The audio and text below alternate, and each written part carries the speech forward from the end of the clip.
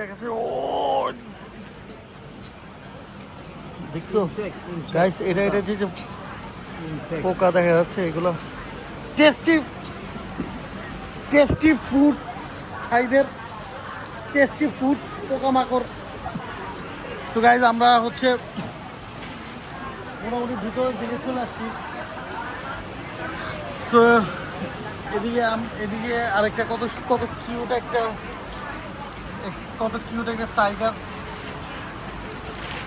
Tiger shirt দেখা যাচ্ছে 160 but.